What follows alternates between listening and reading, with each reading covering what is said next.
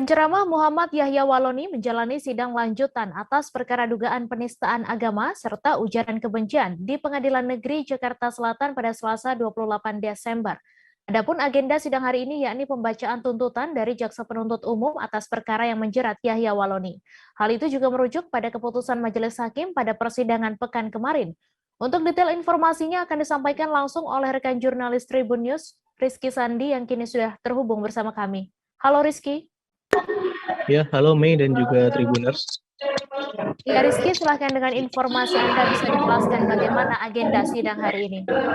Ya, jadi Mei dan juga Tribuners bahwa pada tepatnya sore tadi itu Pengadilan Negeri Jakarta Selatan kembali menggelar sidang lanjutan terhadap terdakwa Muhammad Yahya Waloni atas perkara dugaan penistaan agama sekaligus ujaran kebencian yang membuat onar begitu Mei. Di mana pada sidang hari ini beragendakan pembacaan tuntutan dari Jaksa Penuntut Umum terhadap terdakwa Yahya Waloni.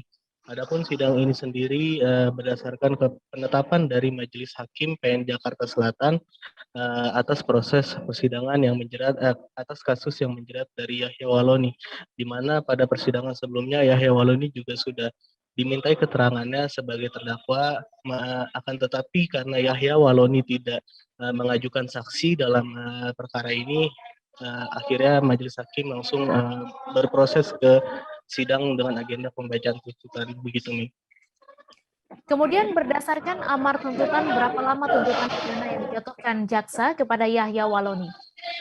Ya, jadi tadi Jaksa Penuntut Umum sudah membacakan seluruh amar tuntutannya begitu, di mana sebelum membacakan amar tuntutan Jaksa juga tadi menjelaskan terkait dengan pertimbangan yakni hal yang memberatkan dan hal yang meringankan atas perkara Yahya Waloni, di mana hal yang memberatkan karena perbuatan Yahya Waloni diduga atau dinilai akan berpotensi membuat kerusakan kerukunan antar umat beragama, sedangkan hal yang meringankan tadi jaksa menyatakan kalau Yahya Waloni sudah mengucapkan atau melayangkan permohonan maaf kepada khususnya umat Nasrani dan umumnya kepada masyarakat Indonesia, serta menyadari akan kesalahannya begitu. Atas hal itu jaksa menjatuhkan tuntutan kepada Muhammad Yahya Waloni yakni 7 bulan penjara dan denda 50 juta, subsider 1 bulan jika tidak mampu membayar dari denda tersebut begitu Mei. Kemudian apa yang ditanggapi Yahya Waloni terhadap tuntutan jaksa ini, Rizky? Ya, jadi tadi atas tuntutan tersebut, Majelis Hakim memberikan kepada Yahya Waloni kesempatan untuk melakukan pembelaan atau pledoi. Yahya menyebut kalau dirinya membacakan pledoi ini secara lisan begitu, mengingat juga Yahya Waloni dalam perkara ini tidak didampingi oleh kuasa hukum.